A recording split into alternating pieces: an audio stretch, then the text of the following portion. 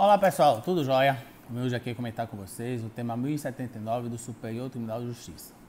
Nesse tema, o Superior Tribunal de Justiça decidiu que a edição do Decreto-Lei 2318 de 1986 afastou o teto de 20 salários mínimos para a base de cálculo não apenas das contribuições previdenciárias, mas também das contribuições parafiscais voltadas ao custeio do Sistema S, SESI, SENAI, SESC e SENAC.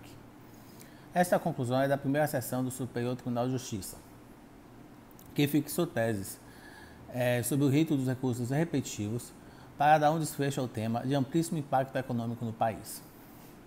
O resultado representa uma mudança de jurisprudência. O STJ tem apenas 2 precedentes colegiados sobre o tema, mas passou 13 anos decidindo monocraticamente que tais contribuições se submetem ao teto de 20 salários mínimos.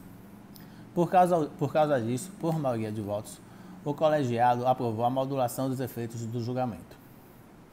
Ele não incidirá para as empresas que ingressaram com ação judicial e ou protocolaram pedidos administrativos até 25 de outubro de 2023, quando a primeira sessão iniciou o julgamento do caso, desde que tenham obtido pronunciamento judicial ou administrativo favorável para restringir a base de cálculo das contribuições. Essa limitação poderá ser mantida por essas empresas, mas apenas até a publicação do acordo com a nova tese. A partir de então, o limite da base de cálculo deixará de valer para todos. As teses aprovadas foram as seguintes. 1.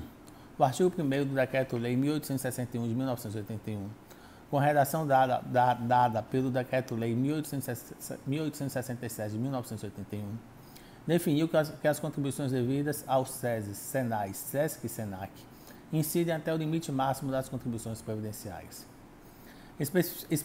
Especificando o limite máximo das contribuições previdenciárias, o artigo 4º, parágrafo único da superveniente Lei 6.950 de 1981, também especificou o teto das contribuições parafiscais em geral, devidas em favor de terceiros, estabelecendo em 20 vezes o maior salário mínimo vigente.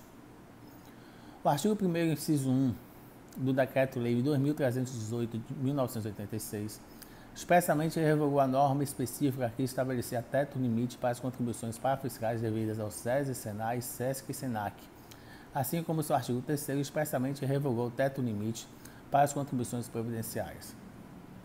Portanto, a partir da entrada em vigor do artigo 1º, inciso 1 do Decreto-Lei 2318 de 1981, as contribuições destinadas ao SESI, SENAI, SESC e SENAC não estão submetidas ao teto de 20 salários mínimos. O caso trata da imposição de contribuições compulsórias aos empregadores. A evolução legislativa ajuda a explicar o problema. A contribuição previdenciária foi criada pela Lei 6.332 de 1976 e teve a base de cálculo limitada posteriormente pela Lei 6.950 de 1981. Essa limitação foi feita no caput do artigo 4º da lei, que restringiu o salário de contribuição base de cálculo ao valor correspondente a 20 vezes o salário mínimo vigente no país. Já o parágrafo único acrescentou que o mesmo limite se refere às contribuições parafiscais, arrecadadas por conta de terceiros. Elas se destinam às instituições do Sistema S.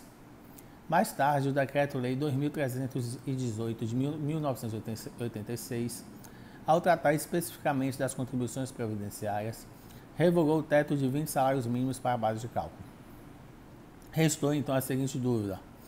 O parágrafo 1º, que estendia o teto de 20 salários mínimos às contribuições parafiscais, pode sobreviver se a cabeça do artigo for revogada? A ministra Regina Helena Costa propôs uma mudança de posição do STJ, por entender que seria de lógica duvidosa manter o parágrafo único do artigo 4º da Lei 6.950 de 1981. Para ela, a norma tem aspecto de acessório em relação à cabeça do artigo.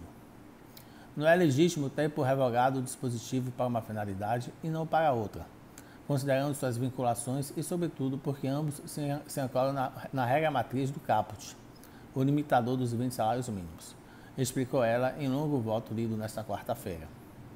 Em sua análise sobre a ótica da evolução das normas, a finalidade do Decreto-Lei 2318 de 1986 foi extinguir o teto de 20 salários mínimos para ambas as contribuições, para as quais se buscou uma equivalência.